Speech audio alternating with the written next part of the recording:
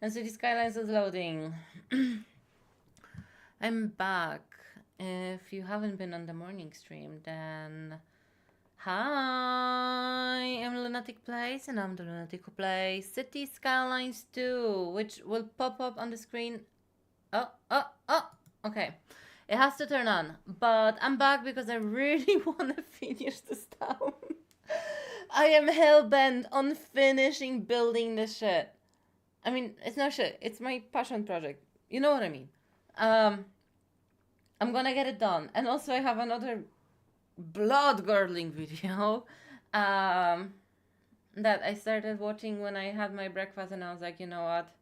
I'm just gonna watch it with you guys because I don't want to suffer on my own, but I am too invested to not watch it. I need to be horrified. There's something wrong with me. Oh, this time of year, the sun is always coming in my room at this horrible angle or is distracting my screen. Anyway, had my breakfast. I made the dough for the pie. I'll probably finish. Thank you for the follow. And hi, Raven. I made the dough for the pie, by the way. It has to lay in the fridge, so I decided I'm gonna do the stream now. I'm gonna finish a little bit early before picking up Neff from the job, and I'll bake the pie either before picking him up or right after. But I'll finish a little bit early just to get the apples ready, because I bought these fucking apples and I really need to use them because they're gonna go bad if I don't use them. So I was like, okay, apple pie. Apple pie is coming. Season is here. Yay. Okay, we are gonna watch another blood-curdling video. Completely gut-wrenching story of Yumi King. It's another kind of like Asian woman being fetishized kind of a story. So trigger warning, horrible men. Triple hi QR code. Thanks for the oh no, I see this is Korean. I don't speak Korean, sorry. I speak a little bit of Japanese, but not Korean, sadly.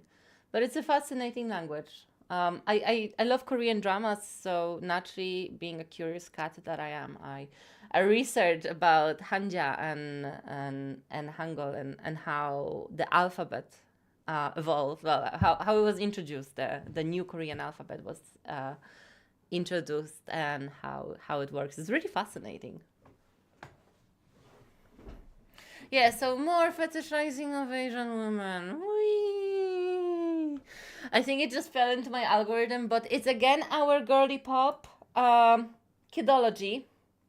She's doing another research on it about Yumi King, whom I didn't know before, but I started listening to this when I was eating my breakfast, and I'm like, I can't do this alone. Please hold my hands while we listen to this story.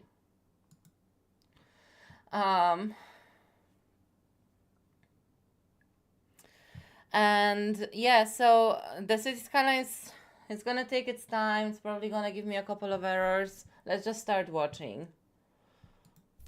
Hi everyone, welcome back to my eating channel, and in today's video is... Salutations brethren, and apologies for being MIA. I've been working in the real world, depressed, and doing some side projects, and Squid Game Season 3 broke me. The modern world is descending into everything my girl Hannah Arendt warned it may if we fail to think and be humane. So in light of all that, I thought we'd talk about Asian fetish. My name is Stephen Bolstad. I'm looking for a mate. I'm looking at Asian women to be that mate. Oh my god. One mate. Oh boy. I already Once upon hate a him. time, there was a rather sweaty looking 60-year-old American D4Z called Steven, who for 5 years had been scouring Chinese mail order bride sites in search of the perfect young, docile, submissive, and exotic mate. He found Sandy, a Chinese woman who didn't speak any English, and he brought her to the United States on a Oh fiancé's yeah, great. The ever foreboding king for having a wife who doesn't speak a word of your own language. What could go wrong there? visa. So ecstatic was Steven to finally begin his life with the Chinese woman of his fantasies that he allowed Chinese-American filmmaker Debbie Loom to document the first year of their joyous and authentic union. Sorry, I mean their turbulent, lost in translation, fiery, somewhat creepy, and in very much need of a marriage counselor union. 多说多少遍你在吃饭啊？烦死了。 Now, it probably isn't a stretch of the imagination to see that Steven is, or at least was, an Asian fetishist. If you don't know what Asian fetish or fever is, you've come far enough. Leave a like, mute this video, leave it playing in the background, and go on into the world with your pure and tainted soul. Praise be. But if you're a toxic little heathen like me, I will enlighten and corrupt you because this world is a sick and sad. And trigger warning, this is not gonna be pretty. This is gonna be, I don't know if it's worse. I think it's, okay, I think Venus Angelic's story was horrible, but it was like plain horrible. This is like, I only seen 20 minutes of it. But in this 20 minutes, I've managed to cringe like I've never cringed before in my entire life. So just trigger warning. If you're very cringe prone, this is gonna be a lot. We're gonna need an entire album for Marzia Gagioli after this. One anyway. So I'm guessing most of you have probably encountered a K-pop girly who's a little too into Asian men. I mean, I watch a lot Yeah. of anime. Asian shows like Korean dramas. What is your type? I'm definitely very into Asian men. Or you've probably met a bro who's very into everything China. I know China very well. China, China, China. I love that. Everything China, and then the orange-faced Nazi is here. China, China, China. In China, they say I don't like China. I love China. He spends all his paid holidays in China. He refers to English as his second language now. And of course, his girlfriend is Chinese and her name is Sakura Tanaka. Yes, I know this guy. They are Steven's great and small, young and old. And if you're an Asian woman, I bet you know him too. This is Asian fetish, more commonly known as yellow fever. However, personally, I hate just that. do not feel that to be an appropriate word for me to use because of its anti-Asian history. And I've yet to see any human beings that look like Simpsons. So I will keep it kosher. But essentially, Asian fetish can be summed up as specifically non-Asians having a romantic, sexual, and or an aesthetic preference for people of Asian descent. What are we makes the doing? preference? So the game has loaded. What are we doing today? We are gonna finish this thing. We finished up this part just before my going to get the breakfast. So this is what I did. I did all of this. This thingy over here, a little car shop, dealership over there, and I did the terraced marina style restaurants thingy over here, and then I'm working on the upper part. This kind of looks a little bit empty to me, I have to be honest, but I honestly don't really know what I could put there. And also, should I be less afraid of empty spaces? Oh, hi QR code. The blue lane, it's my amalgamation of a bike lane. It's supposed to be a bike lane, and before you tell me that there are no bike lanes in the game, I'm aware of that. But I put my imagination, this little thing inside of my head, to the test, and I made it anyways because I'm a detailer. I'm a self-proclaimed detailer. You determine if I'm good or not. I'm a self-proclaimed detailer, and I'm building this European city center thingy over here, and you know what? I don't imagine a European city without dedicated bike lanes. I just don't see it happening. And I made them blue because blue has been my favorite color ever since my hair was blue. Yeah. It's mostly just decoration. But you know what? I'm kind of happy to have it here because bike lanes will come out. They will be part of the game. So I feel like I have the space for them, right? Like, when the bike lanes drop, all I have to do is to use the roll builder and put them in there. So hopefully I measured it correctly, But at least I have it. When the bike lanes drop, I will try to include them in a way that it works. Probably it will throw me up for a little adventure with it, but so far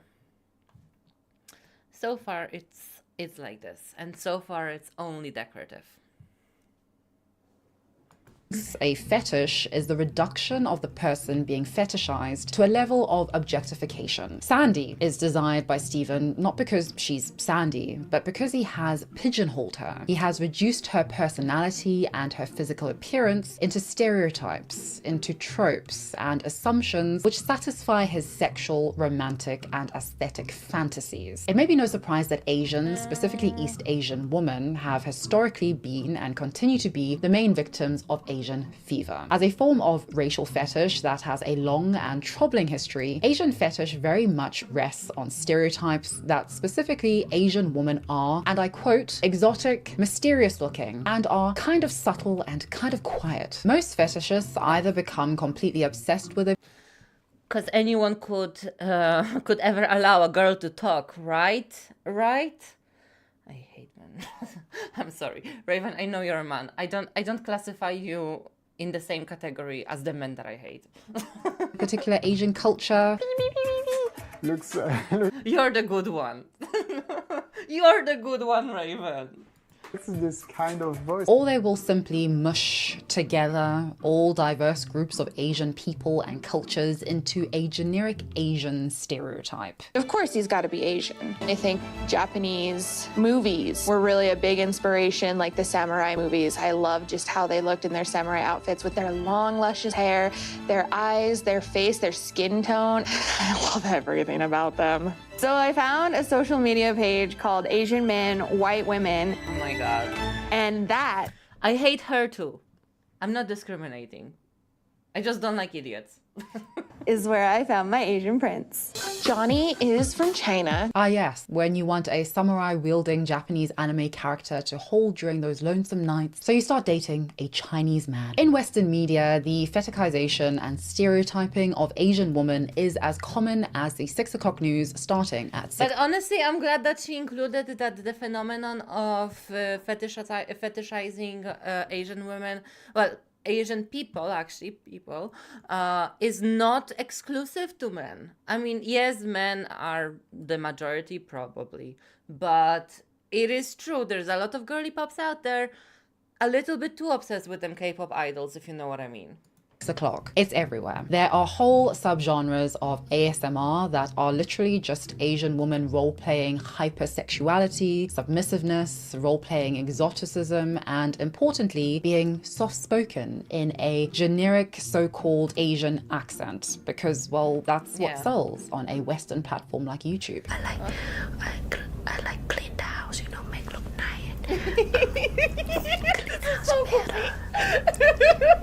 What do you like to do? Subliminal videos that Sorry, that makes me giggle because I remember once I found a girl that had a 16-hour-long live stream of herself in this kind of voice, softly reading out a list of ingredients of different cereal, and it was the wildest thing that I've ever seen. To make Western women look more East Asian are also big bucks online because, yes, that East Asian skull is a must-have. I'm already feeling my Korean side coming in. Oppa. I hate shame, but I feel that shame is desperately needed here. The stereotype of East Asian woman as docile, childlike, and neotenous, but also as hypersexual tigers in the bedroom, is again everywhere. Madame Butterfly, as a book, an opera, a film, and its numerous remakes, has has crystallized a tragic trope of Asian female eroticism. She is only significant insofar as she is an object of desire for a white man. If he stops desiring her, well, why would she want to live at all? It's not as if she has a child and life ahead of her. If you've watched the film or seen the opera, you will know exactly what I mean. The 1960 I actually haven't seen Madame Butterfly, but I heard about it, and it's apparently very, very problematic.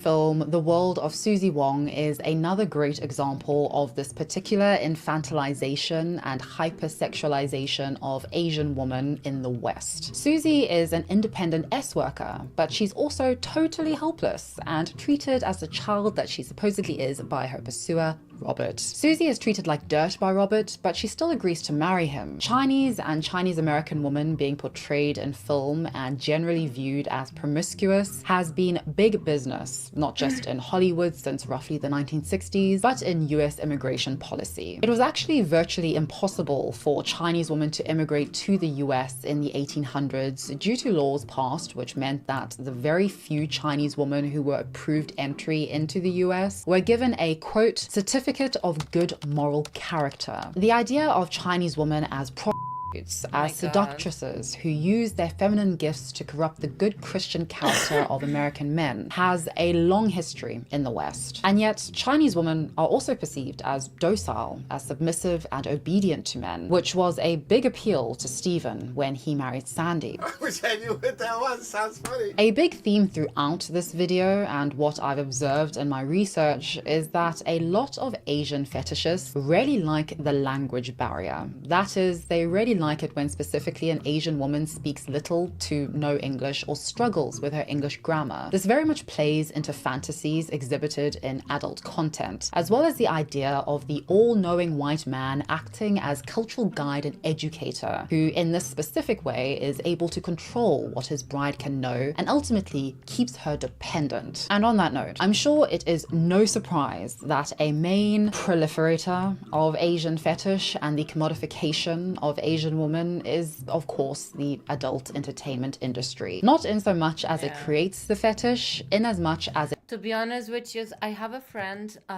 he married, now he married her, but it was kind of a question mark for a while, but he married a Chinese girl, and honestly, the way he treats her, I don't know if I told you, I don't know if I told the story publicly, but I was horrified. I was really, really horrified by this. And it was recently. Like, I don't know how, like, I feel like for the most of the time, I just thought that he was joking. Like he was doing a bit. Because I grew up with this guy and we went to the same school together. And we were friends. And it was just like, he met this girl and she's really nice. She's so nice. But I haven't really met her for a long time. And he was like telling me different stories and stuff. But he was really into her, and she's Chinese. And the more I kind of like listened to him talk about her, he was just like, oh, because she's so small, she's so petite, she's so childlike. And I was like, you know, that's your girlfriend. That's very creepy. And when I met her, she is very small, which is nothing against her. Like, my problem is more with like him being in particular attracted to these traits that he self-describes as childlike. That really threw me off. And I don't know, like, I guess I'm gullible because I always thought he was just like joking and stuff. But I took him a little bit more seriously now this time when I went. Actually, was his bachelor's thing. He doesn't have really a lot of friends, I don't think, because it was just like me and his friend, and that's it. Like, both of us, we went to school with him, you know, so it was just like the two of us and him. And we were drinking in his house, and he's so creepy. He started playing porn on the TV. I just went to sleep. I got out of there in the morning as fast as I fucking could, and I don't really want to speak to him ever again. He played porn on the fucking TV, and he was talking how he's cheating on this girl and how he's going after all these girls, and he was talking about this stupid fucking Andrew Tate value man thingy, and I was like, where the fuck am I? What happened? What happened? Help! Help! Help! And I just felt so bad for her. I really didn't know what to do, because honestly, like, there was a huge part of me that just wanted to wake her up and tell her everything that he has said. But I was just like, I'm drunk. I mean, she's a smart, educated woman. I don't really know her like that. Is it my place? Is it not my place? I don't know. When I woke up in the morning, I was hungover. I just had a massive coffee and I left as soon as I could. But yeah, no, never seeing that person again. It was truly traumatizing.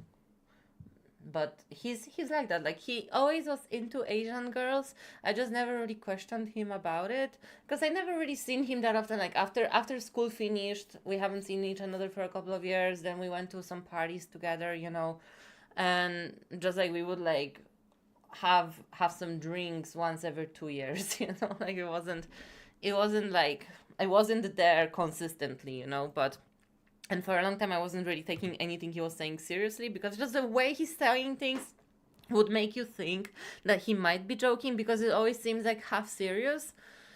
But I think just like after being in so much therapy and in just looking more at the face value of what people are saying, rather than trying to assign it with what I would want to think about it, I've seen him in such a light that I don't think I could ever meet that person again. Yeah, no, it was truly disgusting. I was horrified. I was really traumatized by this experience. Like, I was like, fuck, people like this exist. It caters to it with no consequence. And not only do they exist, I know him. Ugh, disgusting.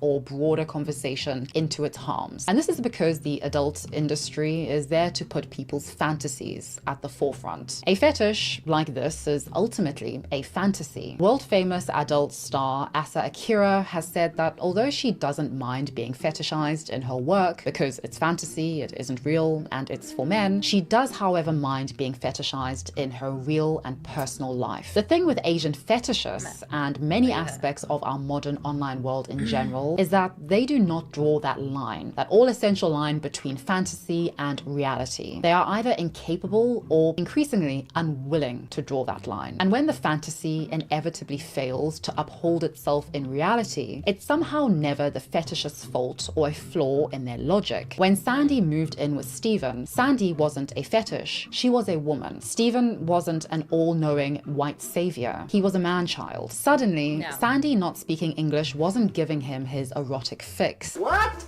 Speaking English. And that, brethren, is the basis of today's video. And this entire very elaborate I love how she calls us brethren. introduction leads us to a fascinating woman called Umi King and the dark side of the fetishization and stereotyping of Asian women in our modern times. I mean, both fetishizing and stereotyping are already dark, but I think what makes Umi's online story just that much darker is how it is a cautionary tale against believing that a white man or anyone who fetishizes you will see you as an autonomous, interesting, and erudite woman and person in your own right. Will be willing to see you as a human being and not as a fantasy. It's a cautionary tale against believing that fitting into any stereotype and into any fetish will reward or bless you with the happily ever after that Susie Wong got. Now, I know that marriage between Susie and Robert was anything but happy for her, which is why we never got a sequel titled The Married Life of Susie Wong. It's why Steven and Sandy are, well, they're still married. And apparently Steven did a lot of learning and introspection. But we are here to talk about a man who didn't do a lot of learning or introspection whatsoever. A man who came into Umi King's life and did things. They're still married. What the fuck? That blew me away, like very few things have recently. We may not have gotten the married life of Susie Wong, but we did get the married life of Umi King. And boy, have I got a story for you. Oh no. Brace yourself, guys. In 2011, a 20-year-old Umi King would immigrate from Nanjing, China to the United States. She immigrated with her mother to come and live with her stepfather. I think it important for broader context to note that Umi's stepfather is white, and Umi was clearly very close to both her mother and stepfather. Living in Eastern Washington, Umi clearly spent most of her time alone, stating that she watched movies all day on the weekends at home, sewed in the kitchen with her mother, and would stay at home learning English in her stepfather's study. Now, Umi would post her first YouTube video in 2014. Originally called Designs by Umi, her initial videos raked in consistently high views pretty much immediately due to her phenomenal skills as a self-taught seamstress. And this was because her channel was a sort of safe space for everything hyper feminine, girly, cutesy, and DIY. Umi was very Her eyes are huge though. much a part of the kawaii boom of the time, and her channel overwhelmingly attracted a young girl audience attracted to her cosplaying, attracted to her sewing her own cosplaying outfits, her very petite body type being goals as they describe her, as well as to Umi making the kawaii boom accessible to them via DIY tutorials. And I'd say that this was the first obvious instance of Umi's infantilization. In her initial and very popular videos, Umi hardly ever spoke on her channel. In fact, I cannot find an instance of her speaking until well into her second year on YouTube. And mind you, she was uploading daily, giving her audience very detailed tutorials, and by this point was a very good English speaker. During her initial years on YouTube, her personality was essentially reduced to her clothes, her facial expressions, and girl-like mannerisms, which, although it made people love her and think her cute and kawaii, am I doing that right? It also resulted in her being perceived as somewhat of an infant. There was a lot of speculation about her age at the time. Most people thought that she was a lot younger than she actually was. Something that Umi's young audience especially liked was her willingness to cosplay and dress in her kawaii and Lolita clothing in public. And this was what essentially blew up her channel. These videos went viral and featured Umi in the wild, dressed in her signature looks and creations. She was commended for her confidence by preteens and teen girls who aspired to be just like her, who were truly in awe of her life and of course her cuteness, and importantly, how her body looked. Now, it was obvious that Umi was being filmed, sometimes rather suggestively, by someone in these videos, but who nobody knew. At the time, nobody seemed to give it much thought, but based on some of the camera angles as well as close-up footage of her eating with on-screen text saying that she was gaining 2.5 pounds overnight, so sad, Umi's cameraman would eventually What the fuck? Ah! I'm raging. be revealed. But I'm getting a little ahead of myself. The important thing here is that Umi was being filmed in very particular cosplay outfits that young girls and teens were in absolute awe of. The only bit of personal information people got from Umi was in 2015, a whole year after she started her YouTube channel, when she announced that she'd gotten into the University of Washington to study design and computer programming. Now, it was also during this time that online sleuths found Umi's OkCupid dating profile, and her profile provides us with some rather valuable information and insights into everything that is regrettably about to unfold. On her profile, she stated that she's looking for a husband. He is ambitious, he has goals and plans, he can take good care of me, he wants a family and kids, he is successful. She continues to say that she hopes to find an everlasting love which never breaks and to live happily ever after. What I find interesting is that in wanting to find this everlasting, idealistic, happily ever after, she states that she plans to be married by the end of the following year. Ambitious. She details how she wears skirts and dresses all the time, even in the cold winter, which really signaled what she was looking for. Umi wanted a traditional man, a man who wanted a housewife and did not play video games. Her profile very much signaled traditional values, family orientation, and marriage. She wanted to be married more than anything else. And this dating profile did the trick. Based on her cosplay and public videos, it became apparent that her cameraman was in fact her boyfriend. And once it became known that her cameraman was her boyfriend, many of the poses and positions that she'd find herself in made a bit more sense. For instance, Umi and her boyfriend went to New York together, and Umi, cosplaying in public, would pose in front of the 9/11 memorial as well as a particular region of the body of the charging bull in a very innocent and childlike way. Need I say more? In her initial videos with her boyfriend, Umi wouldn't show his face at all. He was just the man behind the camera, but she would eventually debut him on Instagram. Now, this debut post caused quite a bit of controversy at the time, due entirely to the fact that Umi had clearly, very heavily airbrushed him. The way his paws have gone extinct is sending me. Oh my god. This kind of airbrushing needs to be illegal, I swear. This is warping our... But honestly, I feel like I've done filter like that in like 2012, 2013. So depends when it was, because it was very popular to filter like this. Sense of physically embodied souls, people. There was major debate, But it was and wild. I mean major debate about this man's age. And this resulted in Umi becoming what is known as a lolcow, and forums popping up all over the place about her. Umi's fans were adamant that her boyfriend was 30 years old, courtesy of the airbrush glimpses of him on Umi's Instagram posts. Yet her new lolcow audience were convinced that he was a lot older. There were legitimate fan and lolcow art wars between these two factions, depicting Umi's boyfriend as young and hot, or not so young and hot. You know, it's stuff like this that makes me love and fear the internet so much. According to publicly available information, Umi's boyfriend was in fact in his late 40s at the time that this was all going down. Now, I think all of this essentially pressured Umi into debuting her boyfriend. Although the airbrushing debacle was a little bump in the road, people were very receptive to knowing more about Umi's personal life. Umi was already popular, she was already uploading sometimes multiple times a day, so naturally debuting her boyfriend offered her an opportunity. And I mean, how much harm could sharing your personal life do? Famous last words. So from 2016, Umi's content took a noticeable turn. She began to talk more in her videos. This was attributed to her English improving and her becoming more confident in front of the camera. And I'd argue that her becoming more confident in front of the camera had a lot to do with her boyfriend being behind the camera while she cosplayed in increasingly mature outfits. No longer was it about looking simply kawaii, cutesy, and adorable. Now, her cosplays were more about looking what is called ero kawaii and sexy cute, thanks to a very special man. My boyfriend and I have long distance relationship, even though I'm 20. And still with the voice. No. Like, if...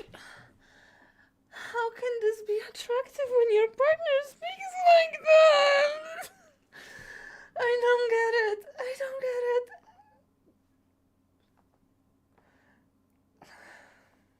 Like, okay, I get like acting cute and playful and this kind of thing, but doing this 24/7, then the voice, you're like, oh my god, I'm so cute, nah.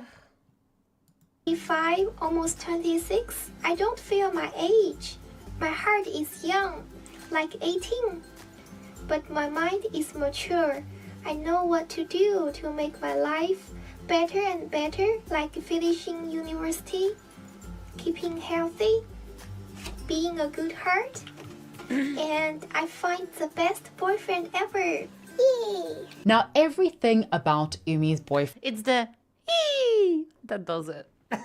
friend's personality and his numerous controversies can pretty much be summed up by the name he'd almost instantaneously be christened with by her followers: Splendor. No!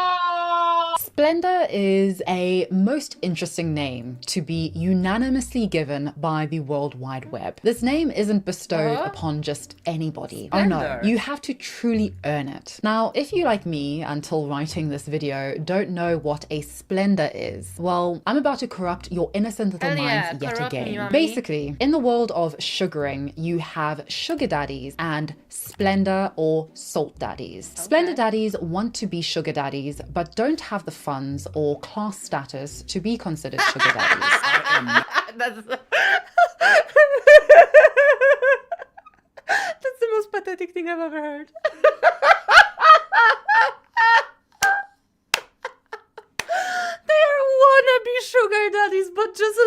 the funding. Oh no.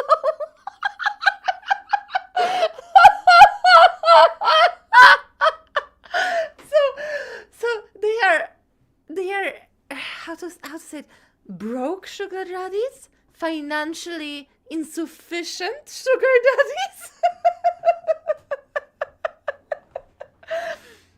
I don't think they're sugar daddies in that case. Not a sugar daddy. The fact that I'm older than her He doesn't have any money. is Now, in theory, Splendor daddies shouldn't have as many options when it comes to choosing sugar babies. But because we are living in a failing modern economy, sugar babies are a growing phenomenon, and therefore there is a higher supply of sugar babies than there are sugar daddies. Now, this is fantastic news for Splendor daddies. Based on personal testimonies, most sugar babies are forced to settle for Splendor daddies or realize too late that what they believe to be a white-collar sugar daddy is in actual fact a financially insecure, frugal, and lower-class Splendor. As such, many sugar babies, like men on dating apps, Jesus, imagine having the ambition of like wanting a sugar daddy and then spending like a year or two on a long distance relationship and then getting tricked into a Splendor daddy. competing for women, find themselves competing for a small just okay. That's gonna sound so mean. I would say like get a job, but I know it's not liable for everyone, and in this economy there's less vacancies and all, but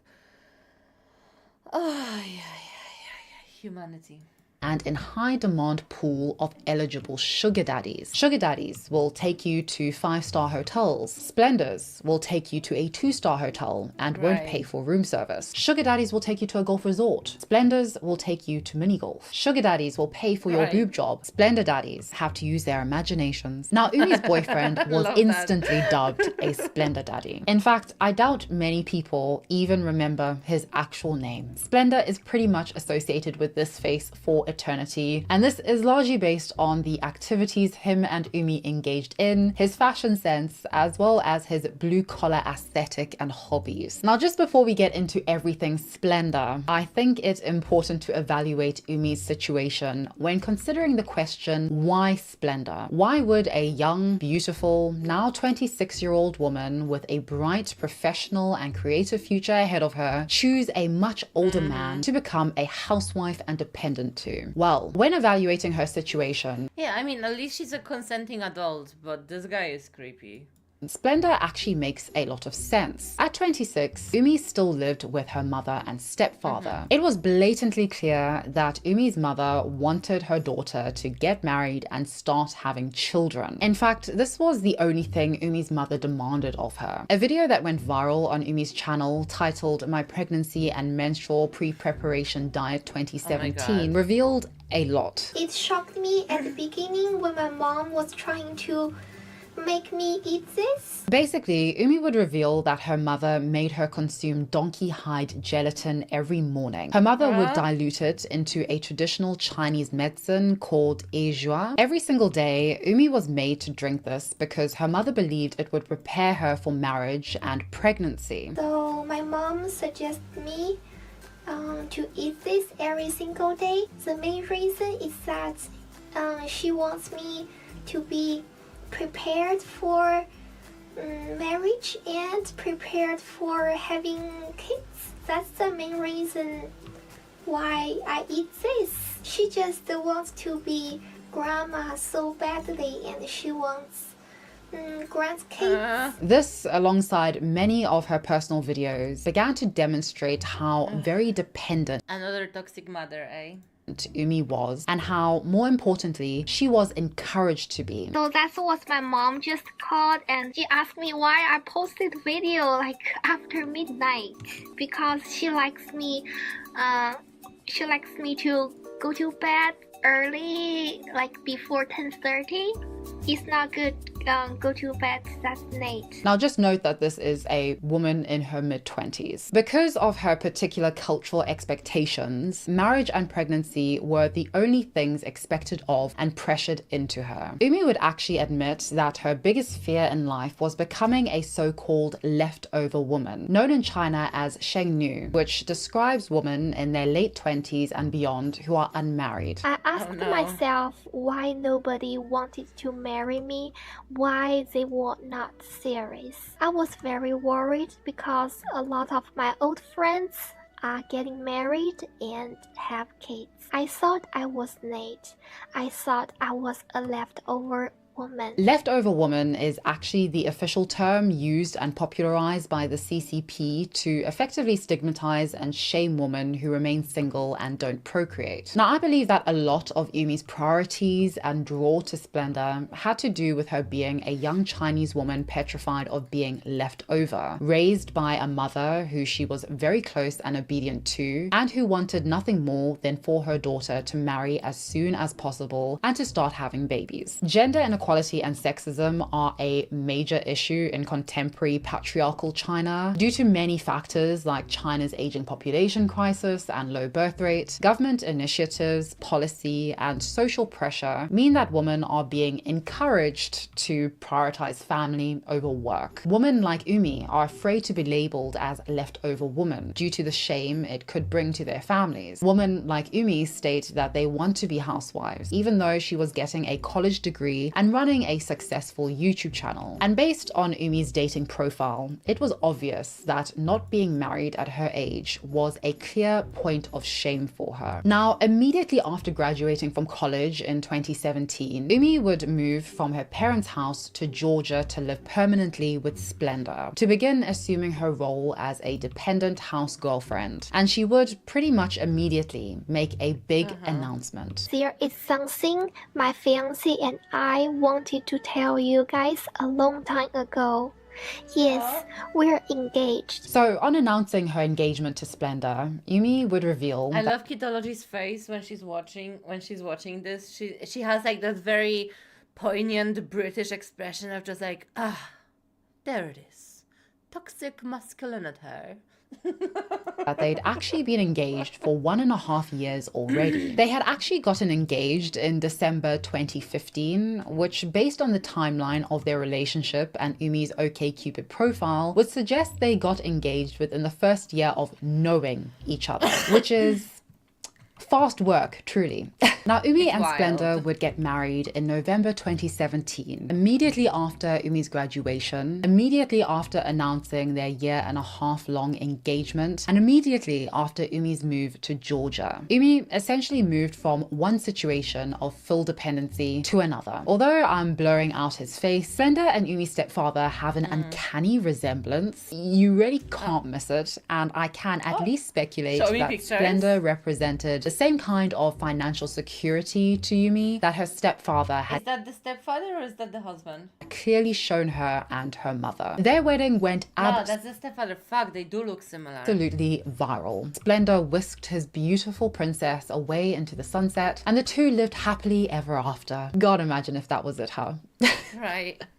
Disney has done us dirty, ladies. So there were several controversies that truly stand out when it came to the married life of Yumi King and Splendor. These controversies are integral life and relationship lessons for us all. Now, it's important to remember that Yumi's primary audience were young girls and teenage girls who had been watching her content for cutesy, kawaii DIY content and aesthetics. This audience was now being exposed to a relationship dynamic that rapidly pointed to being everything I relayed in the introduction. Splendor was allegedly a fetishist, and Yumi and Splendor were allegedly in what is known as a DDLG relationship that her entire BDSM audience, unbeknownst to them, was made a part of. What are you looking at? That moment when your wife catches you looking up pictures of young Asian women. Anyway, what viewers immediately noticed was that Splendor never called Yumi by her name, ever. She was officially, exclusively known as either Sweetie or, more so, Baby Girl. My boyfriend calls me Baby Girl, and he also called me Sweetie the most of the time. As I mentioned in my other videos, my boyfriend doesn't really call me YouTube name or I am in horror. What is this? What the fuck is this? I mean, okay, she's a consenting adult. She's a consenting adult. Okay. or my real name. Yeah, he calls me sweetie and baby girl. This caused some controversy, which Umi would essentially dismiss when showing us her baby girl necklace. Another definition is that the most wonderful person that a guy could ever met, and someone who means more than anything in the entire world. So the baby girl is a positive word. Now, if we dismiss the Urban Dictionary for what it is for just a minute, and if we dismiss Gen Z's recent co-option of baby girl as a term of endearment for soft, more submissive and effeminate men, baby girl actually has its roots in the BDSM subgenre of DDLG. If you don't know, DDLG stands for Daddy Dom and Little Girl, and is a form of adult age play. And with that in mind, Umi had clearly evolved her style from mere kawaii cutesy aesthetics into what is known as baby girl aesthetic. This evolution had really happened as soon as Splendor came into the picture. Baby girl aesthetic is all about being sweet and innocent, childlike and dependent on a daddy dom, yet has a very obvious sexual element to it. Now, Umi's honeymoon and early marriage was revelatory of many prior instances which pointed to her and Splendor's entire relationship being DDLG, and her very much being his baby girl. In an older video of them eating at a Chinese buffet, Umi asked Splendor permission to eat food like a child might ask their parent. Huh? What?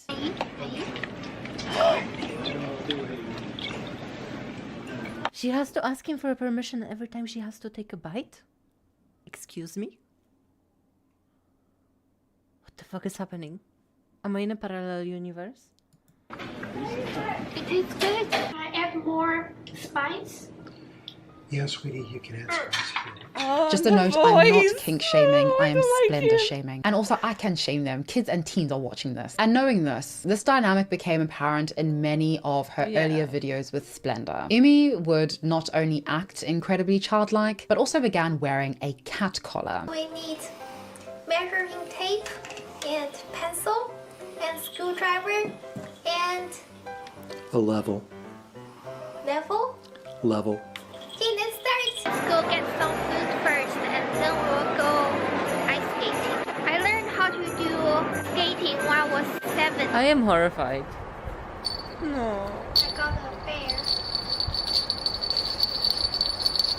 A bear? Bear. Bear? Bear. Bear? You've got a bear hanging around your neck? Grrr. No. Bear. Bear. Bell. Bear. Bell. Hi everyone, we'll have food. This is true. Is this something that happens to the human psyche? Like, okay, so she's been brought up obviously with like this culture. I'm sorry, I am so traumatized from seeing like her behavior and him. I'm so seedy. I can't. My brain is about to explode. Fuck. But is it something that happens? Like she was brought up with like, okay, these values, this very traditional bullshit, but this infantilization, like, is this something like if you infantilize a person, because she's a college educated woman, she's 26 years old, like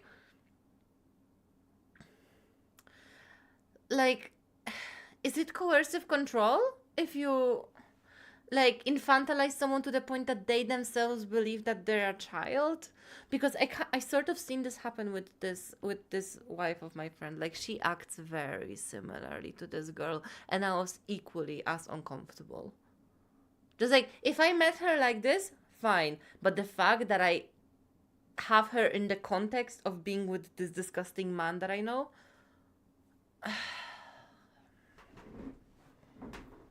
Are you wanting a hug?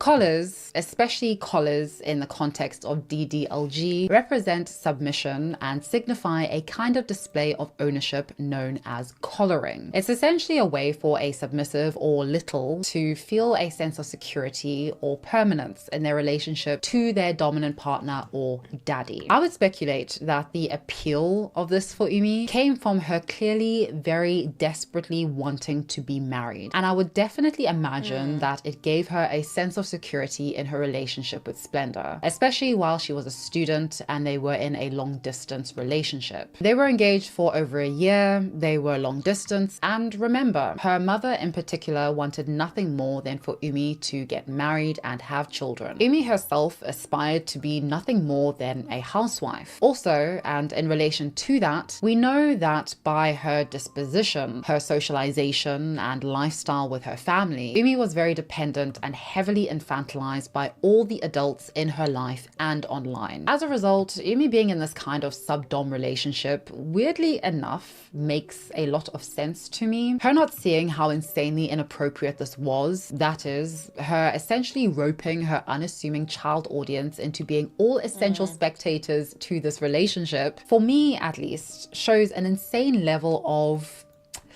carelessness and naivety that I would only expect of an infantilized adult. Because acting and dressing like a child made Umi happy, because it made Splendor happy, I don't think she was willing to deeply introspect. For her, acting like a child was fun, and therefore it couldn't possibly be bad or harmful.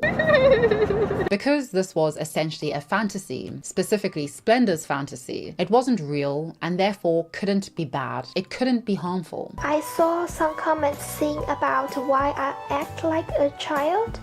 When I have fun, I do like a child. But when I'm doing something serious, I act serious. There is nothing wrong acting like a child. Okay, there's nothing wrong to be a little cutesy and playful, but I haven't seen anything else from her. When you are playing. Splendor, since the get-go, would film Umi in some rather questionable ways. Now that everybody knew that Splendor was the cameraman behind Umi's viral cosplaying in public series, it left somewhat of a weird aftertaste for many. It felt like Umi wasn't cosplaying in public in some kind of defiant act of bravery and self-expression, in as much as sexually cosplaying for her man who liked to film her body. So what made this relationship at least appear to be DDLG? Firstly, the activities Splendor and Umi would do were reminiscent of a parent taking his little daughter on a day trip. Literally. For instance, Splendor would... But you see, this is what I heard from his voice. It seems like when he's talking to her, he speaks in that, like, creepy priest taking care of a child type of a voice. Like, she's like, "Oh, Daddy, can I eat it?" And then he's like, "Yes, child. Take a bite." Ugh! Take Umi to a corn maze that was primarily populated with kids. Umi would do the kids' activities and act like a child. As we've gathered, Splendor also liked filming Umi's body.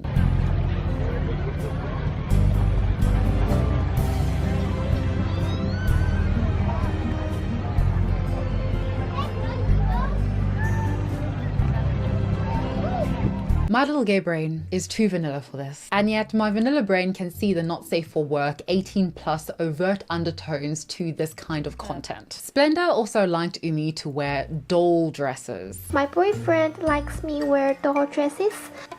So I think I'll either wear strawberry dress or bunny dress. He pumped her with vitamins like a parent making sure their child takes their daily supplements. There's too many vitamins. This is a multivitamin. This is a probiotic. I have a pretty bad thought on my mind, but I have to share it with you guys. So, like, you know the way there's this like joke. Is it a racist joke? I don't know, but there's this joke that a lot of Asian women, they look like really like childlike, like really like schoolgirls, and then it's like bam, suddenly they turn into grandmas, like overnight, but they stay really young for really, really long. I was just wondering, like, what's gonna happen to her when she grows old? Like, she's already 26. How long will she put up this childlike behavior for like, well, if she's gonna be like this in her 30s, in her 40s, like, how many wrinkles is it gonna take for her to not act like this? And is this the evolution? Like, is she gonna be like Lolita dresses, Lolita dresses, Lolita dresses, and on her, I don't know, 35th birthday, it's gonna be bam, you know, turtlenecks, Crocs, and knitting kits, you know. So it's good for your digestion. This is for vision. This is for healthy skin and nails. It's a collagen enhancing. It's got collagen in it. And this is a vitamin C, and vitamin C is always good for you. Okay. There were instances of him instructing her to smile and look cute for the camera like a parent would. You're doing good, sweetie. But you just need to make sure to smile and look cute, because you're on camera. It was also impossible not to notice that Umi herself acted more and more like a child.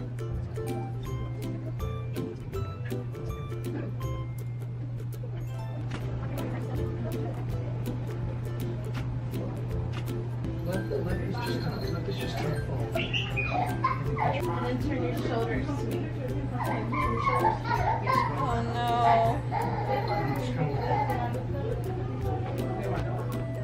I think she's like a doll to him.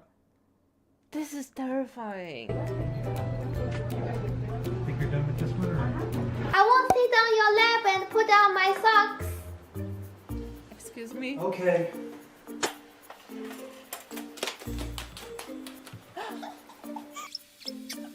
No. She started to talk like a little girl. It's good we are not eating too much at night. Too much wasabi. It'll be in the video. Her conversations with Splendor felt like how a parent talks to their child, explaining things to them in simplistic, basic terms because they don't know anything or have limited understanding. I don't know how to use it. What, this thing? Yes, I know. What do you call it? It's diffuser. What the fuck is happening? Ambiance. What is ambience?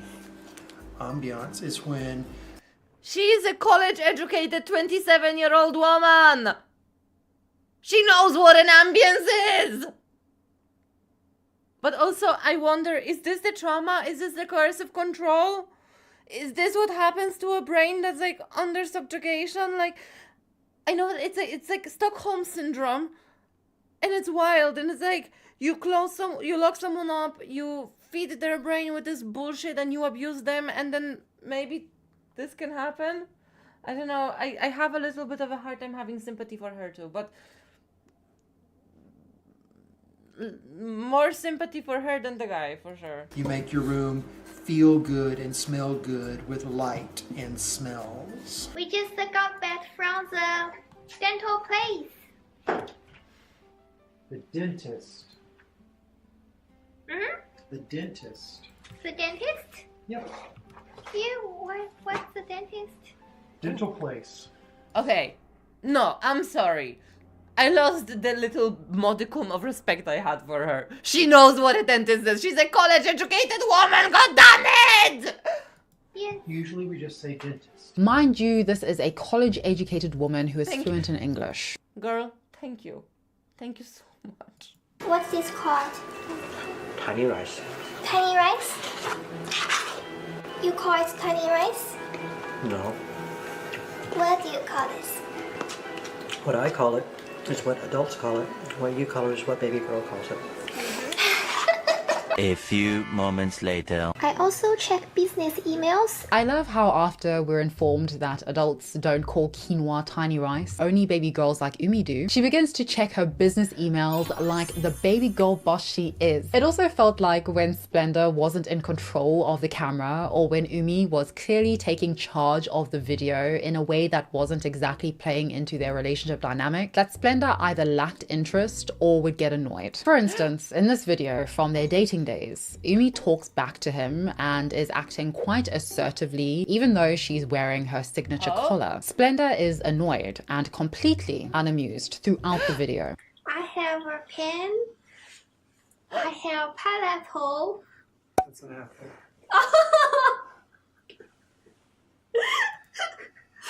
What are you doing?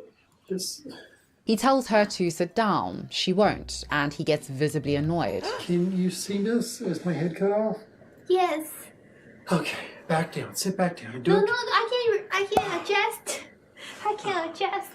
I will adjust. It was clear. Umi had to be submissive, docile, and like an infant in her videos. Now, there were many somewhat bizarre controversies during the duration of Umi. But this is what I mean. Like, I mean, she is fully dependent on him, so he's her entire world. She doesn't spend time with anyone else. She was brought up with this idea, so she was primed for it. He keeps her locked up. He punishes her emotionally for behaving in any other way than he wants her to, which is infantile and childlike, because he's probably a PDF file.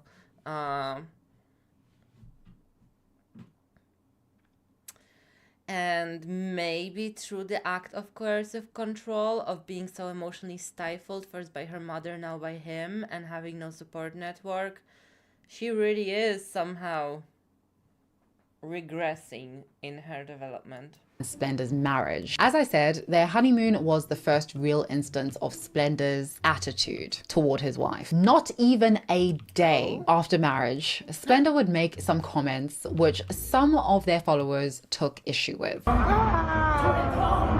The old lady cursed you with ugly bangs. I feel like it has a mirror everywhere. Excuse me? Yes. I think it makes the room look bigger. Yes, the mirrors make the room look bigger, plus you can see yourself. Do you want to install some mirrors in the house? Only on the ceilings. However, because Splendor was quite a funny guy, it was initially very difficult for people to discern between him making blunt jokes about his wife, at her expense of course, and actually berating her. But of course, these were early days and nothing too noticeable happened during their first year of marriage. Their dynamic continued as it always had. Umi continued making her usual stream of content, hitting over 800k subscribers, and she seemed to be keeping herself busy as a homemaker. This, however, would all end with the China trip saga, in which after a year of marriage, Umi and Splendor would take a trip to China. Now, Please tell me that they divorced. I hope that they divorced. It was obvious that this was very important to Umi, and understandably. She was taking her husband to her country. She wanted to show him her culture and her heritage. When I tell you that this man single-handedly lost the respect of anyone who thought him a mere funny guy on the internet, it was very apparent from this trip that Splendor got off on humiliating Umi in public and had little to surface-level interest in her culture and heritage. Okay, here we are at the food temple. It's candy time. I saw lots of street food with various kinds of candy.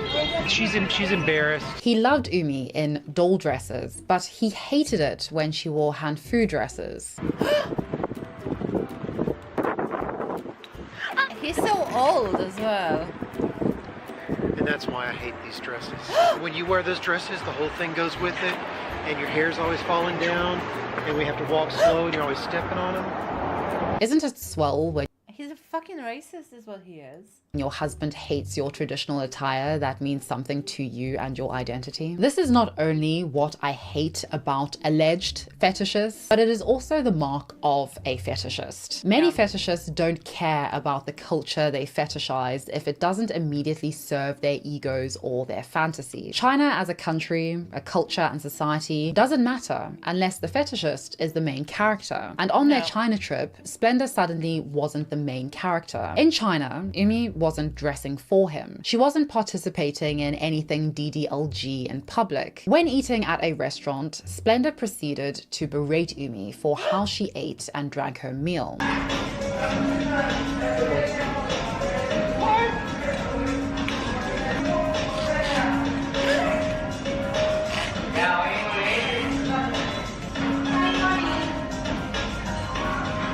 Does that make it taste better?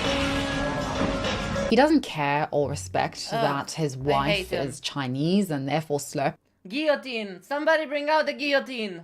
slurping and making noises when eating soup or noodles shows enjoyment. It shows respect to the chef. In China, eating is far more important than simply eating food. It's considered an art form, and this is a widespread, important culinary practice and etiquette. My question is, how does Splendor not know this or respect this about his wife and her culture? A wife he's been married to for over a year and has been dating for years prior. And he's in China. Why is he looking down on what his Chinese wife is doing appropriately and culturally in her own country? In fact, Splendor had a knack for correcting how his wife ate food and liked to complain about it. Sweetie,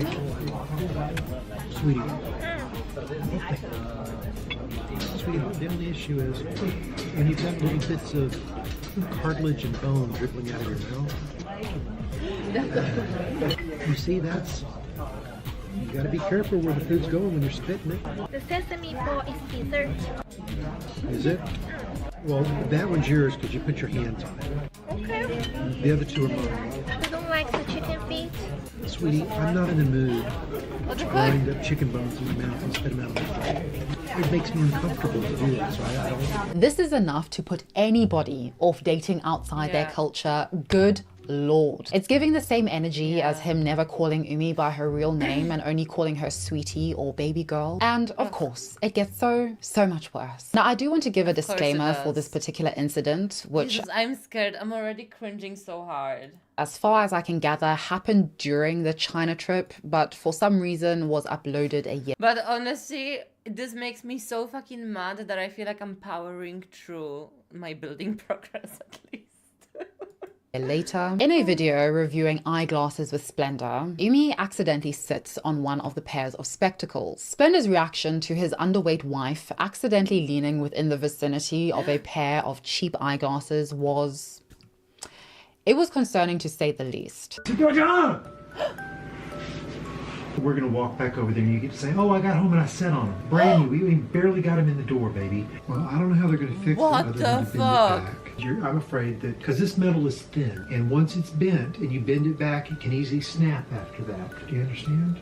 Just don't know how to think about this. Well, I know how to think about it, baby. You need to be careful with stuff. Her face says it all. The way he berates and explains things to her like she knows nothing enrages me. I'd say the main reason why it felt so off to me was how determined Umi was to laugh it off as nothing. Splendor naturally received a ton of backlash for this deplorable behavior, which resulted in Umi retitling the video to, and I quote, "was an accident, a scared yell. I thought the yell was funny, like me when bugs crawl on my skin." She'd upload a video that was major damage control on Splendor's part. We were now presented with a happy, animated Splendor, who in the response video is all over Umi, kissing her and being overly affectionate. I was only able to retrieve the audio file of this video. Yes, I went deep for this one, brethren.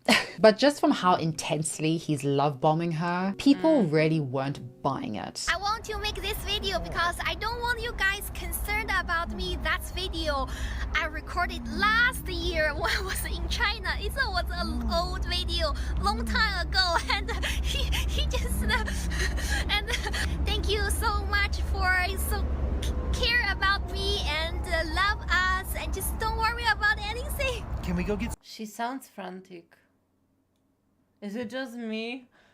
Does she need help? Should we do something? Sushi now? Yes, we should go get sushi. I'll even put all the salmon nigiri on my plate so it looks like I'm the one that's hogging all the sushi. Why you don't have a filter on your face? Okay, bye. I just want to make the short, super quick video. Bye-bye. This was, to put it mildly, very, very concerning behavior. Oh, and it gets worse. A running controversy and overall theme of Umi and Splendor's relationship was Umi's weight. She sounded like she was crying. Now, Umi has always been hyperfixated on her weight. Hi everyone, today I'll give you some tips on how to look skinny and taller. In the photos look, that's a really big difference. On the left, I look shorter, my legs look thicker, and on the right, I look a lot taller.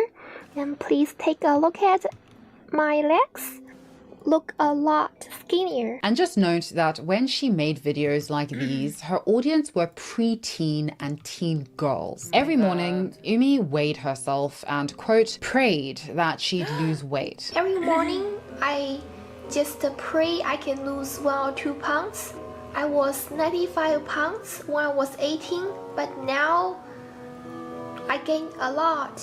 I'm very upset. So I'm South African and we work in kgs. So Umi was 95 pounds. South African. I thought she had a British accent. Okay. Which is roughly 43 kgs. So she was 43 kgs when she was 19, which is quite far under what would be considered a healthy weight range for a then 19-year-old female of Umi's height. Umi was very upset that she now, in her mid-20s, weighed 108.5 pounds or just over 49 kgs. 49 kgs. She also prioritized bowel movements in her daily routine because she believed that having a bowel movement was not only good for her skin, but would also contribute to her weight loss journey. Then it's toilet time. It might sound weird, but this is the most important thing in the morning for me because I think having good bowel movement can help you lose weight and have a clear skin. No, it does not. You may feel like an emaciated, starved, heroin chic model after a dump, but thank God it won't make you one. Now, Umi is a great and rather tragic... I'm sorry, but she... That was a good one, Kidology. Example of intersecting cultures and subcultures' darker elements. She's a young Chinese woman, and if you've ever been on Red Note, where over 70% of users are female, where fashion influencing is dominant, and its demographic is overwhelmingly young millennial and Gen Z women and girls, you'll know that an ultra-thin ideal permeates modern China. For instance, have you ever heard of BM girls or BM style? Well, Brandy Melville girls are Is it like heroin chic? I remember okay, I'm gonna sound so pretentious saying that, but back in my day, heroin chic is what we used to call the very anorexic and grungy, sickly looking fashion style. Employees who not only work for, but also feature incessantly on the social media of the fast fashion label Brandy Melville. And these employees are known for being tall, pale, and skinny. Brandy Melville's website exclusively features this questionable look and infamously only stocks clothes in sizes extra small and sometimes small. This is universally known as the Brandy Melville one-size-fits-all situation. Now, Brandy Melville went super viral in specifically Shanghai in the early 2020s, and this caused a major stir, notably because Brandy Melville's one-size-fits-all is smaller than the average Chinese woman, but at the same time, an ultra-thin body ideal is prevalent. A well-documented cycle on Chinese social media sites like Red Note and Weibo is that when something trends, which is usually always in the service of promoting thinness, toxic and harmful practices for fitting into that thin ideal begin to proliferate among young women and girls. There was the A4 paper waist challenge, the belly button challenge, the iPhone 6 knees challenge, the banknote wrist challenge, the Uniqlo kids clothes trend, and of course the BM girl trend. In China, a saying that translates to, quote, a good woman cannot weigh over 50 kg feeds directly into the objectification of Chinese women in the interest of patriarchal norms. Women who are heavier than 50 kgs are considered lazy and lack self-discipline because they cannot seem to take care of themselves, says Chinese psychologist Dr. K. Some women believe this so much that they think it'll affect their marriage prospects. Being slim and beautiful implies good value as an object. And I only give this long-winded spiel in relation to Umi because she is a Chinese woman who clearly, to this day, has a fear of gaining weight and is disappointed that she, as an adult woman, weighs 49 kgs. Her life and relationship dynamic were dictated heavily by catering to the submissive male gaze of splendor. Umi was also a cosplayer and kawaii enthusiast, which overwhelmingly features girls and women who are very thin or petite, wearing small, tight, cutesy, and childlike clothing, which also adds a bit of a dilemma into the the mix if it becomes sexual, like it did between Umi and Splendor. A child or young girl is childlike and neotenous. She eats a lot of food, especially junk food and sweets. She's meant to be plump and have rosy, round features as a child does. However, Umi is also meant to be skinny, ultra skinny, and fit into a very particular toxic and pervasive East Asian beauty standard. So interestingly, and as I said, rather tragically, Umi seemed to find herself caught between two conflicting ideals of woman as objects, and she fulfilled these two conflicting roles diligently. Splendor, as daddy, would cook the meals for his little girl, but noticeably, healthy foods weren't really on his radar. I gained so much, I can't believe it. You want mustard? Umi, as a young girl, loved junk food, but as a very body-conscious woman, hated it. I can't help myself. I love junk food and I hate junk food. Not only did she dress for Splendor, So I just changed another outfit. I think my boyfriend will like this one better. Splendor was also always very interested in Umi's weight. I know dessert. Yellow dessert. Pineapple. How much do you weigh? What? I gained 3 pounds. No dessert. For me? All for you. Thank you. How much did you weigh this morning? 107. No sushi for you. Now, I think all of these controversies and the true colors of Splendor coming out Okay. Guillotine for this guy. Off with his head. really resulted in a lot of I'm being comedic, yeah. I'm not actually calling for for murder. It's not. I don't advertise this here.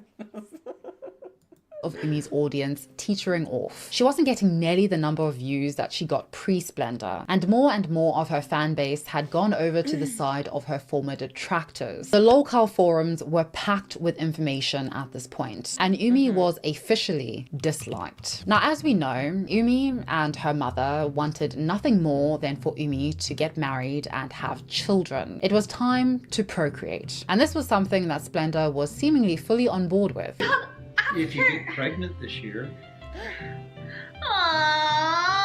We can assume that they met via OkCupid, and Umi was very clear that children were a big priority for her. Umi would announce that she and Splendor were trying to conceive in 2019. And so it was no surprise when, in January 2020, Umi and Splendor announced their pregnancy. Umi's pregnancy was truly a pivotal, transformative moment on her channel. It was as if getting pregnant completely metamorphosized Umi King. Not physically, but mentally. She stopped uploading to YouTube daily for the first time since starting her channel. Pregnancy seemed to really put a lot of things into perspective for her, especially her idealistic views of what pregnancy would be like. Right now, I'm very uncomfortable.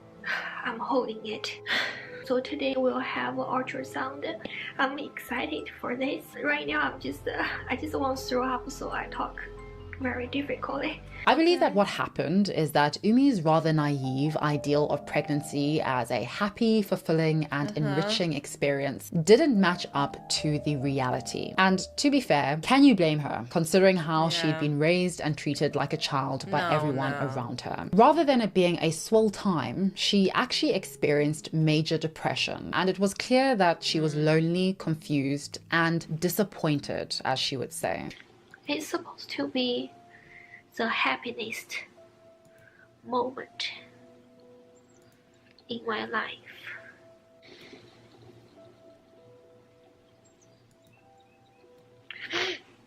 But sometimes I think, I don't know, I feel very disappointed. It was apparent that the I'm not surprised. I think like pregnancy it's one of those things that makes you really puts things into perspective and makes you think about a lot. I have seen this. I haven't experienced it, but I have seen this happen. So I'm not surprised she's going to something similar. I mean, Maybe it's what she needs. I'm hoping.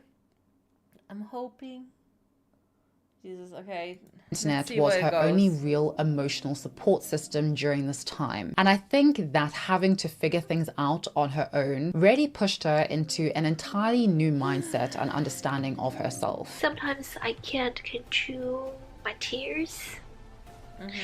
I feel disappointed that the hormones really make you so emotional about everything.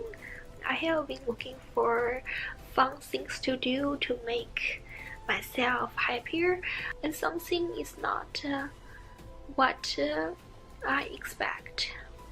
I feel lonely a lot, so I want to talk. This, in my opinion, was the first instance of Umi being faced with a hard reality that she had to navigate independently. As I said, pregnancy completely transformed Umi, not just physically, but mentally. She was going to become a mother, and being a little girl didn't play into that equation. And my life changed again after I got pregnant. When you get pregnant, your life will be changed.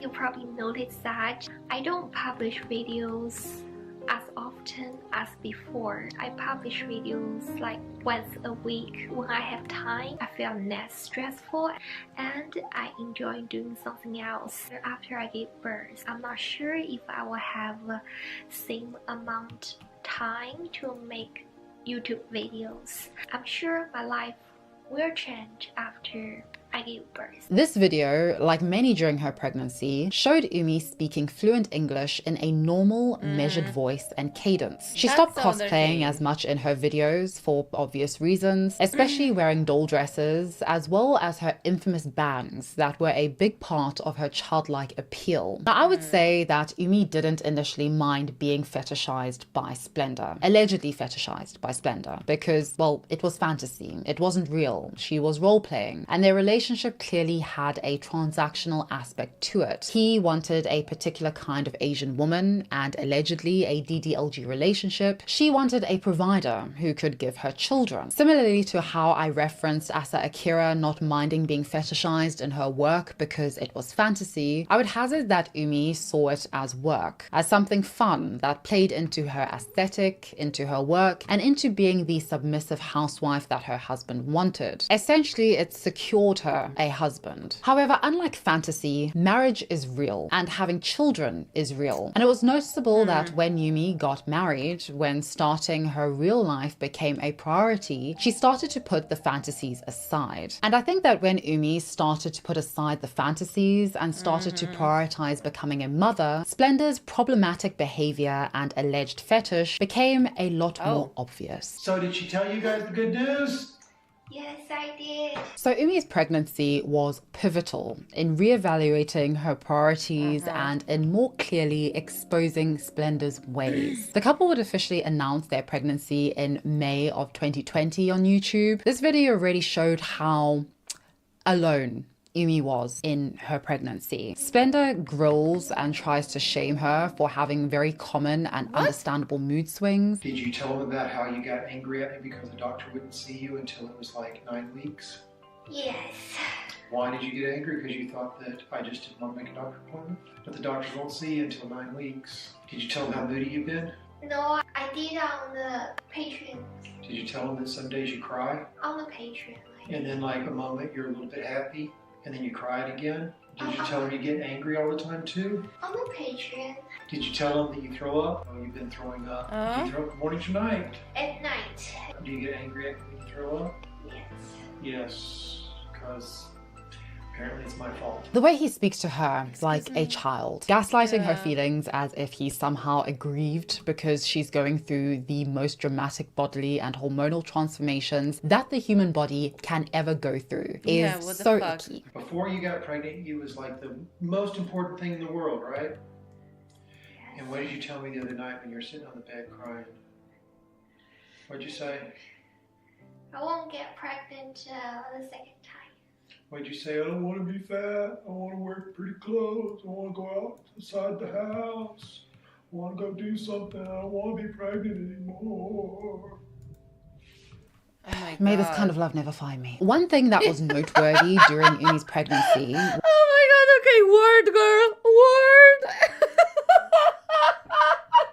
May this kind of love never find any of us.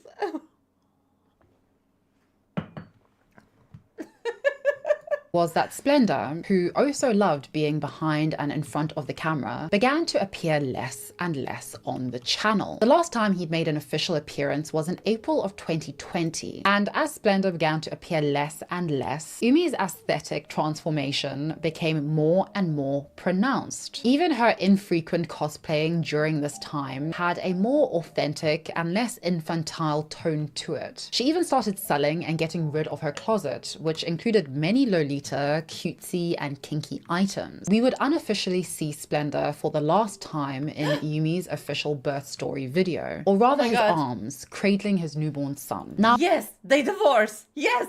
Yes! As soon as their son was born, people were expecting a return to normal. They were expecting Splendor's imminent return to his role as creepy cameraman and berater of his wife. They were expecting No, of course not. It's better he's not a father. I mean, I wonder if seeing the baby, hopefully, oh Jesus, was it a girl? Was it a girl? Because if it was a girl, I can totally see how she could have a moment of like, oh shit, he infantilized me. What if my daughter's gonna go through the same shit? I think that's enough to cut all ties with a bastard like that. Umi and Splendor to rekindle their alleged DDLG relationship, a relationship which heavily depended on her cosplaying and acting in such a way that made her desirable to Splendor. Based on what we know of Umi, nobody was expecting her to embrace motherhood in quite the way that she did. And because of her very toxic relationship with her weight and body image, people were also expecting her to hyperfixate on losing weight again, as well as for her to plaster her child all over her social media. Oh my God. If she became a self-actualized queen, I am here for it. However, the complete opposite happened. Yes! It was clear that her son was her world, and nothing was getting in the way of that. Umi refused to show his face on camera, and from the get-go was very protective of his privacy. Her uploads in general became less and less frequent, and she was taking being a full-time mum very seriously. People noticed how after giving birth, Umi did start to lose weight. However, her response to this was also quite uncharacteristic of the Umi her followers knew. Her changing priorities and better relationship with herself can be seen in a post-pregnancy video, in which she reveals that although she's gotten skinnier, her post-pregnancy weight loss had been a result of stress. She now knows that losing weight in this way isn't healthy, and states that she needs to better manage her stress in order to become healthier. I'll try to manage my stress and to get healthier. Now, this may seem like a nothing burger, but to come from a place of major body image issues, as well as from a culture where being skinny at any cost is lauded, to actually putting your health first is huge. Whereas being skinny and losing weight would have previously made Umi very happy, becoming healthy and stress-free. Oh my God, I'm so proud of her. Yes. This is the success story that we didn't get from Venus Angelic. This is the success story that I needed. Okay, there's still 20 minutes on this video. Please, nothing will go wrong. Became her goal. Something which, based on what we know of Umi, digressed stupendously from her usual centering of the male gaze, her usual centering of Splendor's gaze. Now, a few months after giving birth, people began to notice something else. The background of Umi's video changed from her usual very spacious Georgia home to a popcorn textured wall that she'd never filmed in front of before. She was also wearing glasses, and dare I say it, she was also wearing everyday clothes that people had never ever seen her in before. Considering this and the complete disappearance of Splendor from Umi's content, the rumor mill was in full swing, working overtime. The forums were frothing at the bit, speculating into what on earth was going on. What had happened to YouTube's most infantilized woman? And just as importantly, what had happened to Splendor? Well, 2021 titled, "Please help us. I have to sell a room of my clothing for living." Now, this was was truly odd. Who the us was, nobody really knew. But it was obvious that Umi clearly needed money fast and was selling her clothes on the app Pushmark as a result. I really think Pushmark is a really great app that you can make money from home. It's hard for me to leave the house and to work during the day. In my case, because I'm a full-time mom, so it's great if you are able to work from home. So as a full-time mom, I tried my best to work from home. She was selling many of her DIY Lolita clothes and accessories and many of her favorite and most sentimental clothes. Something was clearly up and rumors were running even more rampant. She's divorcing him, it's good, but also she lives in America where... Fucking America.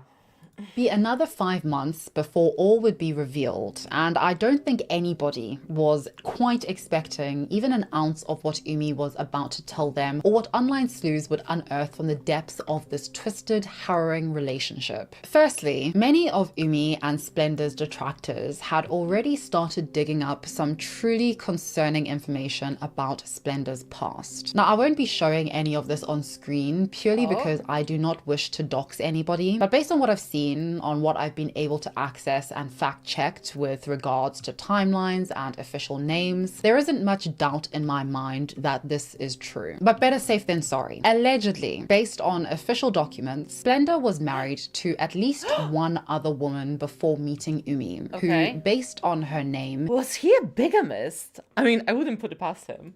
Is allegedly also Asian. They allegedly had at least one child together, and he allegedly left them before pursuing his relationship with Umi. So just to reiterate the point, after Splendor's ex allegedly had their child, he bounced. Can we see where this is going? In October 2021, Umi would try to put the rumors to rest by announcing that she and Splendor had been separated for over 6 months already and were going through a divorce. I'm finally ready to make this video. I was straight to the point.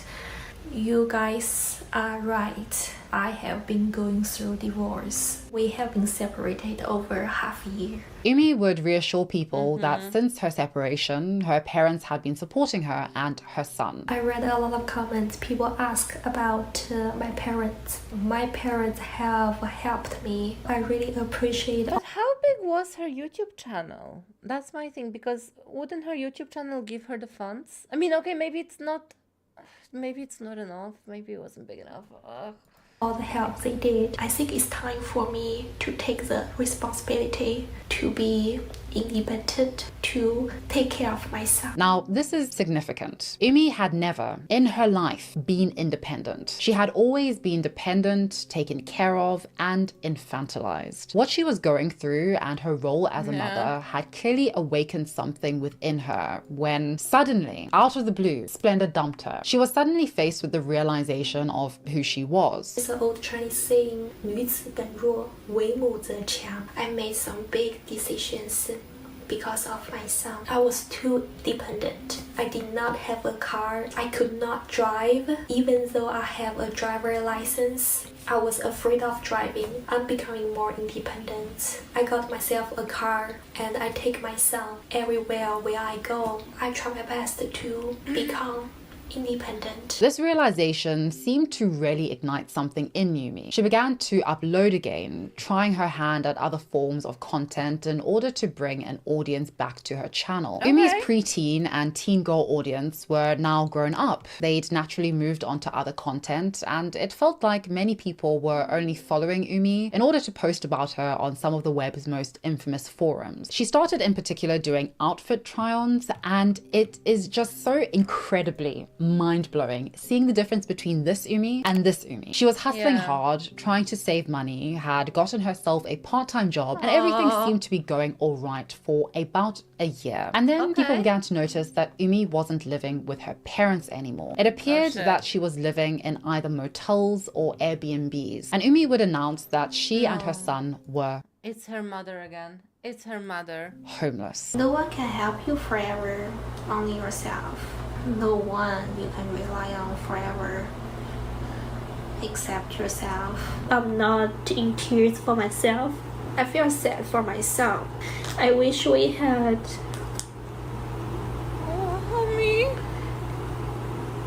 I wish he would have a happy family. I'll agree about look for a part-time job, but right now we need to find a place to stay. Now this was truly bizarre. People didn't understand why Umi's parents, especially her overprotective mother, would not be helping Umi and her son, their grandson, during such a turbulent time in their lives, especially considering how Umi had always lived with her parents as a fully grown adult. According to Umi, something really bad happened which resulted in their homelessness. My parents did help me a lot. Something bad happened during that 2 weeks and caused us homeless for almost 2 weeks. And it was also around this time that rumors began to once again circulate after Splendor and Umi's official divorce papers went public. These are now behind a paywall of over $100, so I will not be showing them, although there are screenshots galore. But the meat and bones of it is that Splendor petitioned for divorce because, quote, the respondent, that is Umi, had an affair and had a child during the marriage that is not the biological child of the petitioner. Petitioner seeks to terminate the legal relationship between him and the child. You know when you think that something cannot possibly get worse, and then somehow, with the devil's blessing, it does. Let's just say that the Umi King community was in a state of complete uproar. You know what? Fuck him. Guillotine.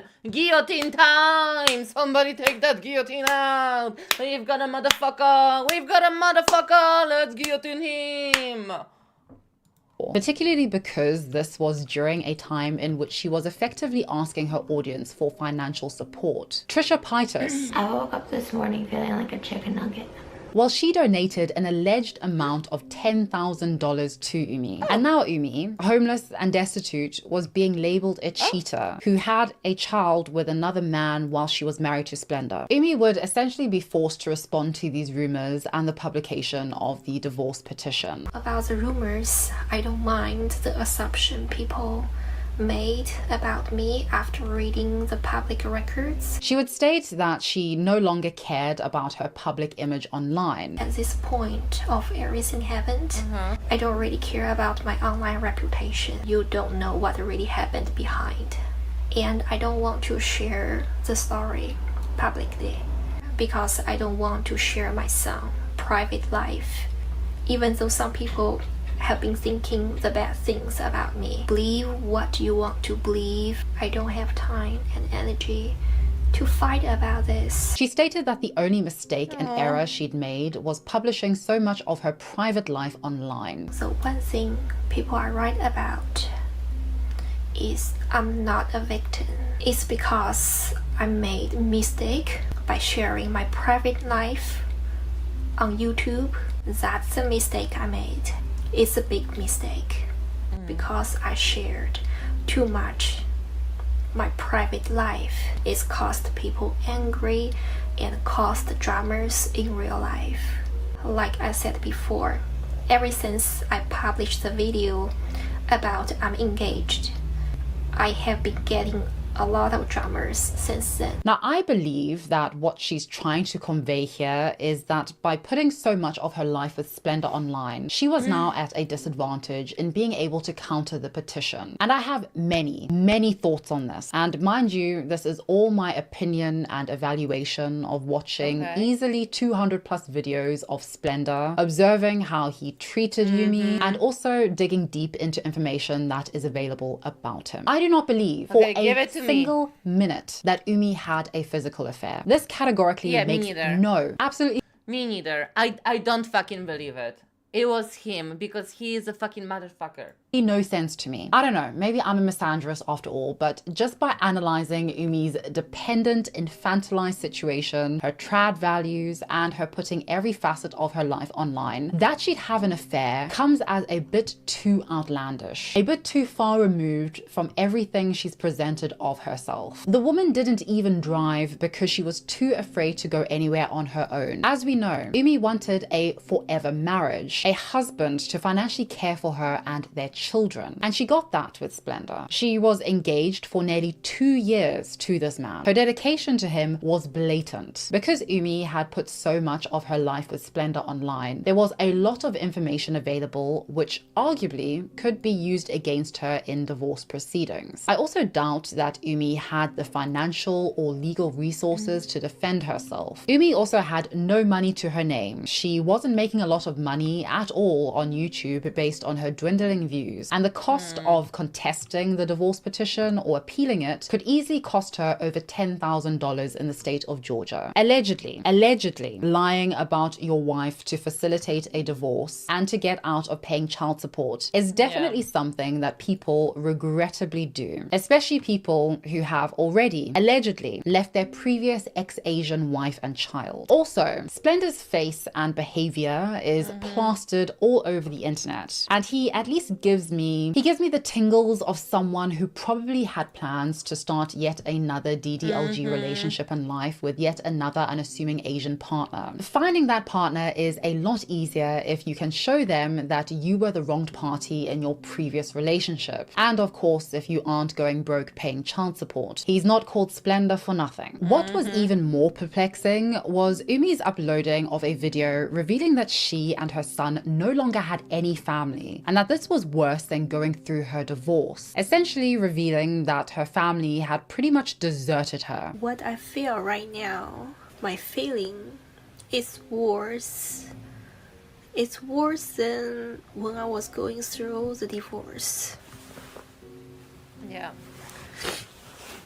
I don't have a family, I only have my son. And as a result of this fallout, Umi would be made homeless for a second time. She revealed that her family had kicked her out not once, but twice, and that at this point, her son and her were separated until she could find permanent housing. At this point, I just have to tell you guys the truth.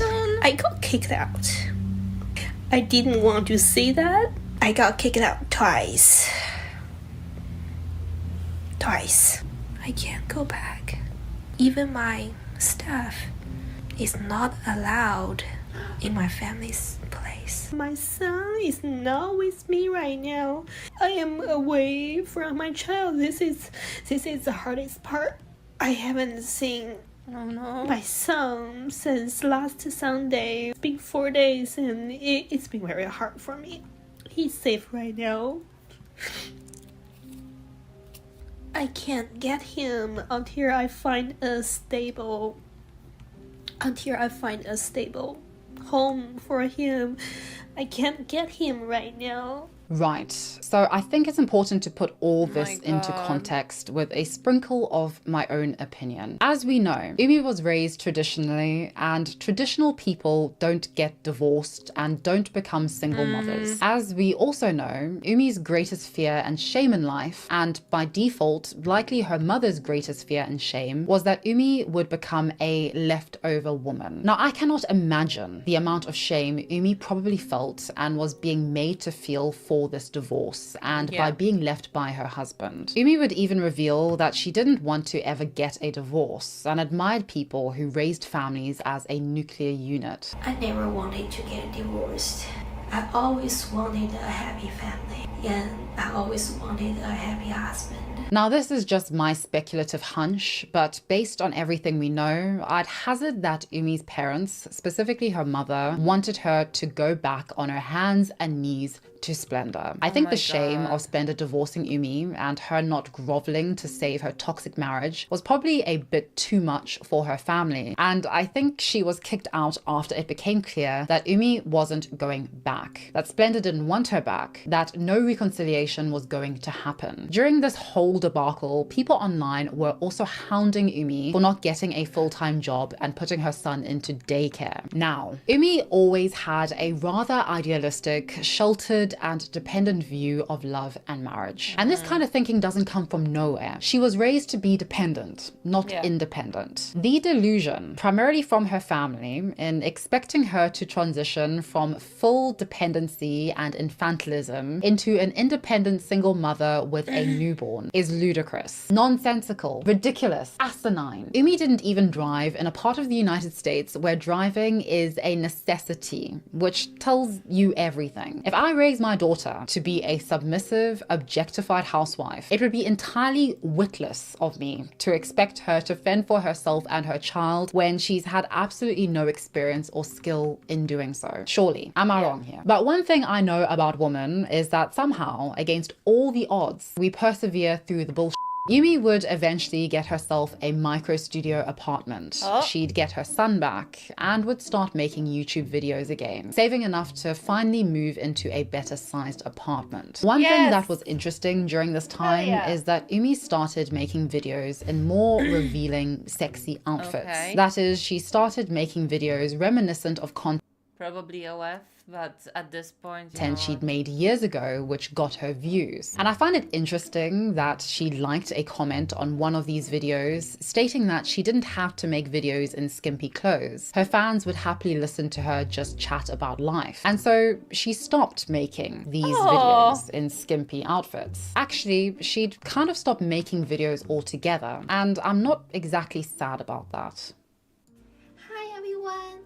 Today I'm going to make the highly requested video, which is one of my current diet. The online footprint of Umi King is a revelatory and somewhat eerie one. For nearly 10 years, we can see the evolution of a young, somewhat dewy-eyed woman into an identity of dependence, infantilization, and centering the white male gaze above all else. We can see the consequences of being socialized and pressured into becoming a male fantasy at the expense of becoming oneself, and especially how difficult it is to find or create oneself when everyone and everything is telling you otherwise. However, unlike Susie Wong and the still popular Western trope of Asian women as helpless and docile objects of male validation, Umi proved not just to Splendor, but importantly to herself, that she is not a fantasy. She's a complex person and ought to be treated as such. It is so hard to break with what we know and feel secure in, to break with what society and our loved ones expect of us. As an immigrant myself, I know how difficult it is to navigate a sense of identity, especially when you're constantly perceived as a stereotype or caricature of your physical appearance. When everybody treats you as an object, as a trope, as a stereotype, as a fetish, you're going to naturally think that's not only all you are, but that it's normal. But let me tell you, there is nothing normal with 96% of what society has bestowed the label normal upon. May this deep dive be a cautionary tale to you all, as well as a hopeful tale. Although Umi hasn't posted to YouTube in 5 months, she seems to be doing a lot better. She has a car, a job, an apartment, and her son back. She is proof that you can, against all odds, rebuild your life when everything is suddenly taken from you. When a man proves not to be a plan, when your own flesh and blood proves not to be a plan. She is testament that it is never too old to find who you really are. It's hard, I know. While you're watching this, I'm currently moving across the country to rebuild my life and rediscover at least some of my identity, but